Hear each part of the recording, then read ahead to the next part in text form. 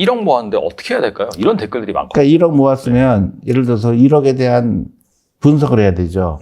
1억이 내가 5년 동안 없어도 되는 돈인지.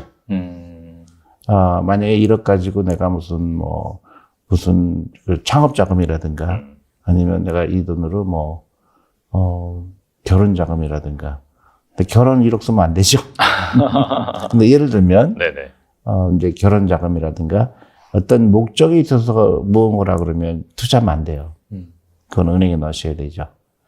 채권에 넣어야 되는 거지. 근데 5년 동안 내가 문제가 없다. 그러면 5년 1억만 내가 1억을 모았지만은 거기서 딱 스탑되는 게 아니잖아요.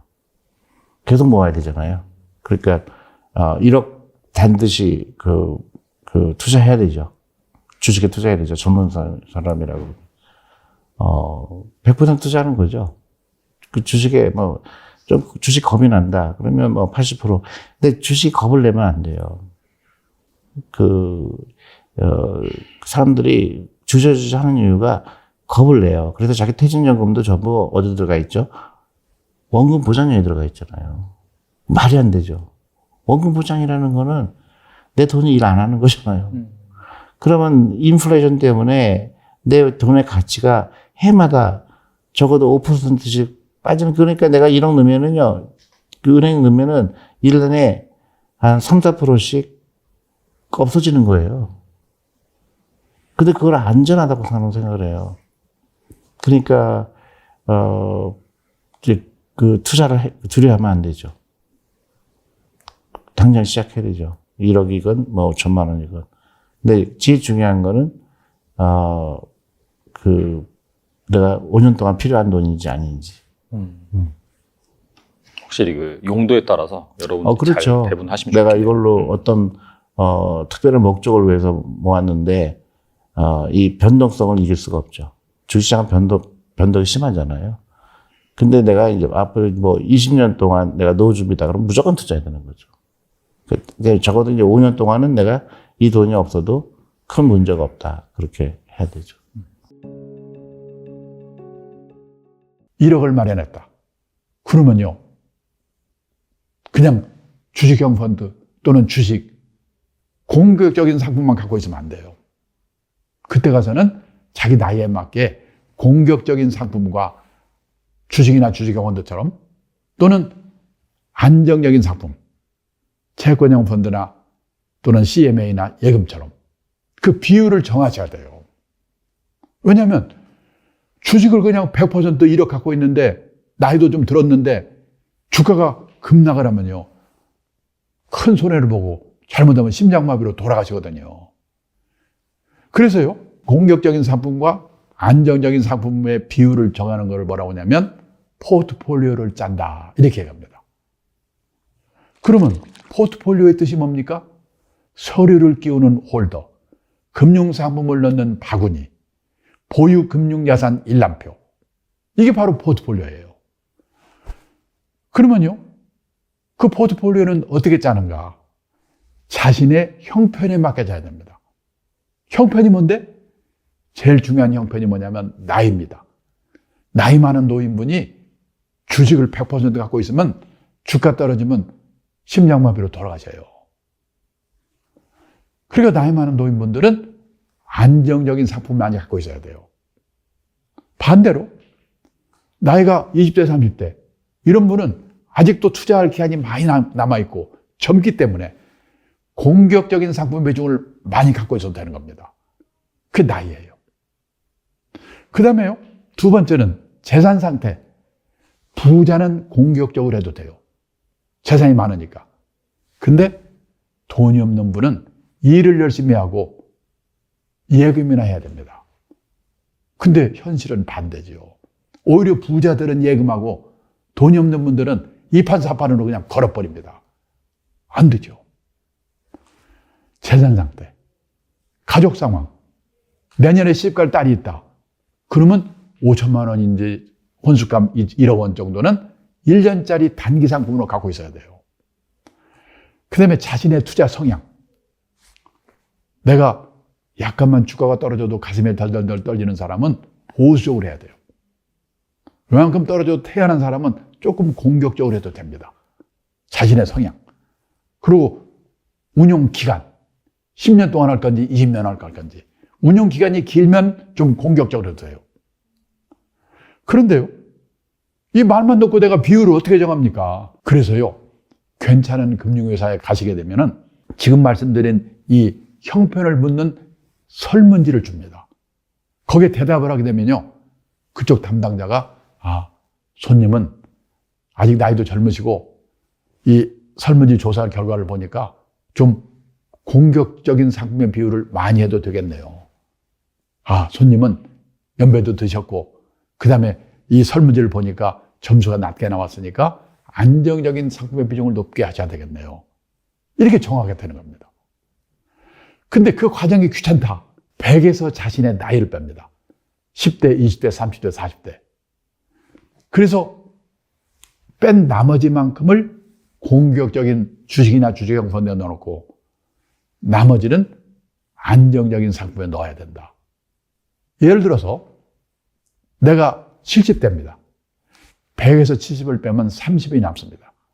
이 말은 70대의 투자자는 나이만을 기준으로 할 때 70% 정도를 채권형 펀드나 CMA나 예금 같은 안정적인 데 넣으시고 나머지는 주식이나 주식형 펀드에는 한 30%만 넣으세요. 이런 뜻입니다. 내가 30대다. 100에서 30이면 70이 남습니다. 이 30대의 젊은 투자자분은 70%를 공격적인 상품에 넣으시고 나머지를 안정적인 상품에 넣으세요. 이런 뜻입니다. 그래서 이렇게 해요. 이제 포트폴리오를 짜놨습니다. 그래서 어떤 사람이 내가 50대다. 100에서 50이면 50 남으니까 주식형 펀드 공격적인데 50%, 채권형 펀드에 40%, CMA 10% 이렇게 투자를 했습니다. 그러면요, 그냥 박쳐놓으면 안 됩니다. 정기적으로 이 포트폴리오가 제대로 유지되고 있는지 점검을 하셔야 됩니다. 점검 기간은 어떤 사람은 3개월, 어떤 사람은 6개월, 어떤 사람은 1년. 근데 저는요, 우리나라의 경우에 6개월 정도마다 한 번씩 하는 게 어떨까? 저는 6개월에 한 번씩 하고 있습니다. 그럼 어떻게 하느냐? 우선 내가 1억 원을 가지고 금융자산이 있기 때문에 나이가 50대이기 때문에 50%를 주식에 넣어놓고 40%는 채권형에 넣어놓고 10%는 이 예금에 넣어놨습니다. 그리고 6개월 동안은 쳐다보지도 말고 일을 열심히 합니다. 매달 또 약간의 돈이 생기면 그 비율대로 쪼개서 넣습니다. 그리고 6개월 후에 가셔가지고 지금 내가 투자한 상품이 어떻게 돼 있는지 포트폴리오가 이제 가서 좀 보여주세요. 그렇게 얘기합니다. 근데 그 6개월 사이에 주가가 많이 올랐습니다. 그러면 주식형 펀드 가격이 많이 올랐겠죠. 예를 들어서요, 50%였던 거가 이 주식형 펀드 비중이 뭡니까? 금액이 커지니까 대신 채권형 펀드나 CMA나 이거는 늘어나더라도 조금밖에 안 늘어나기 때문에 상대적으로 비중이 늘어날 겁니다. 65%로 늘어났다. 그러면요, 여기 65% 중에서 늘어난 15%만큼만 팔아가지고 여기 줄어든 채권형, 그다음에 예금, CMA 여기에 갖다 메꿉니다. 그래서 다시 원래의 비율 50대, 40대, 10으로 돌려놓습니다. 물론 주가가 올랐기 때문에 자산 자체는 늘어났겠죠. 그렇지만 비율은 똑같이 50대, 40대, 10으로 원위시켜라는 거예요. 왜? 주가가 너무 올랐기 때문에 떨어질 것 같아서? 아닙니다. 오를 수도 있고 떨어질 수도 있습니다. 그런데 나이가 50대인 나에게는 주식형 펀드의 비중이 50%가 적당해. 근데 65%가 됐다는 것은 내 형편에 비교할 때 너무 리스크가 큰 비율이야. 그래서 15%만큼 팔아서 안정적인 부분으로 옮긴 겁니다. 근데요, 옮겨놓고 나서 주가가 계속 오르면 열받습니다. 힘듭니다. 저도요, 제 아내하고 이것 때문에 많이 다퉜어요. 예를 들어서 65%로 늘어나가지고 15%만큼 줄여가지고 안정적인 대로 옮기세요. 그랬는데 그다음부터 주가가 떨어지지 않고 계속 오릅니다. 그러면 제 아내가 뭐라는 줄 아십니까? 당신 같은 사람이 자산운용사 사장을 하니까 그 회사가 안 되지. 이렇게 어려운 거예요. 원칙을 지킨다는 게. 그래서요, 50대, 40대 10으로 돌려놨는데 또 6개월이 지났습니다. 이번에는 주가가 많이 떨어져가지고 주식형 펀드 비중이 40%로 줄어들고 대신 채권형 펀드 CMA 비중이 합쳐서 60%로 늘어났습니다. 이때는 어떻게 하느냐? 채권형이나 CMA 늘어난 비중, 그 부분을 주식형 펀드로 옮겨 놓습니다. 40%를 50%로 늘리는 겁니다. 왜? 주가가 떨어졌으니까 계속 올릴 것 같아서? 아닙니다. 옮겨놨는데도 불구하고 더 계속 떨어질 수가 있습니다. 그런데 왜 옮겼느냐? 원칙이 나이가 50대인 나에게는 주식형 펀드의 비중이 50% 정도가 적당해. 근데 40%로 줄어들었다는 것은 너무 보수적인 비율이야. 그래서 나한테 맞는 비율로 돌려놓기 위해서 10%만큼을 주식형 펀드를 늘린 겁니다. 근데 이거 지금 말씀드리면요, 한 5분, 10분 사이에 이 얘기를 듣고 이해하기가 쉽지 않습니다. 근데요, 우리가 돈이 들어가면 금방 깨닫게 됩니다.